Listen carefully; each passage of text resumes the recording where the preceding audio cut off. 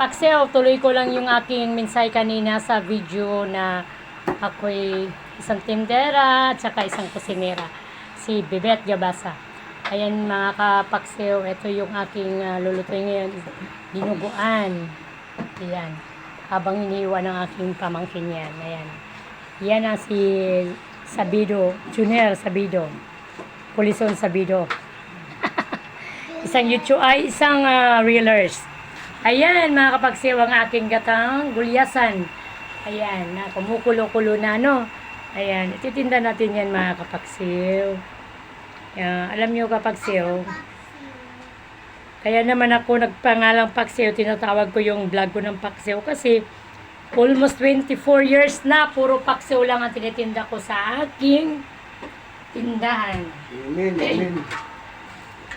Ayan, sunod mga kapaksiw, ayan, sinigang na bangus ng dagat daw yan. Wala kasing bangus ngayon ng dagupan, kaya bangus ng dagat. Ha! Ayan mga kapaksiw. Ayan ang kanyang sabaw. Hindi pa natin nilagay. Habang kumukulo yan, pakuluin muna natin yung mga ricados na yan para lumambot. At lumasa mga kapaksiw. Ayan tunghayan yun mamaya mga kapaksiw kasi may kasunod pa yan. Yes mga kapaksiw.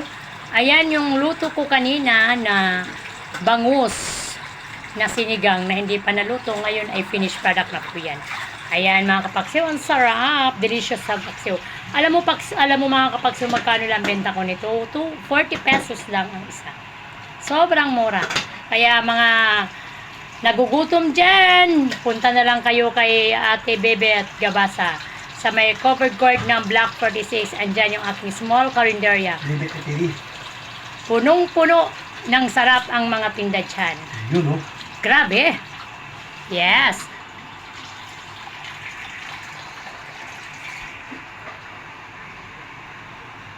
Yes, mga kapaksiw, ayan, presyong pangmasa yan, ha. Yan. Ginataang tambakol. Ayan, mga kapaksiw. Super delicious yan. Yan yung kanina, yung aking nuluto na hindi ko pa natapos. Kaya ngayon tapos na yan ang finished product natin, mga kapaksiw. Ayan. Paninda yan ni Bebet Gabasa Paksiw Vlog ng Block 46, Lungos, Malabon City. Pampalustre. Yes, Pampanustre. Ayan mga kapaksiw. Mamaya-maya, marami pa tayong lulutuin, ha? Panoorin niyo yan. Andito ako sa aking munting karinderya. Medyo umuulan kaya may trapal sa taas. Ayan mga kapaksiw. Kaya kawawa talaga ang mga tinderang walang mga pwesto. Kung saan-saan na lang, pero okay lang. Hello na, padala mo nga dito yung stand. Yung isa ng cellphone, padala mo dito, mag-vlog ako. Oo, sige. Pwede ba yun? Ay, hindi ko yun, bit. Kasi, pagpahaba ako eh. Yun, pahiga yan eh.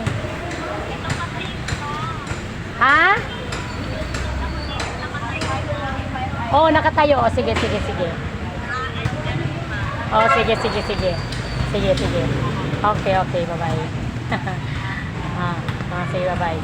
Ayan, mga kapaksiw. Kitang-kita nyo, ha? Naghahanap pa ako ng rescue para lang ako makapag-vlog dito sa aking karinderya. Nagpapadala pa ako ng stand ng cellphone ko. Kahit walang cameraman, tatayo ko lang. With clip lang yun. Okay na yun, di ba? Kaya, thank you very much sa mga taong nanonood ng aking video.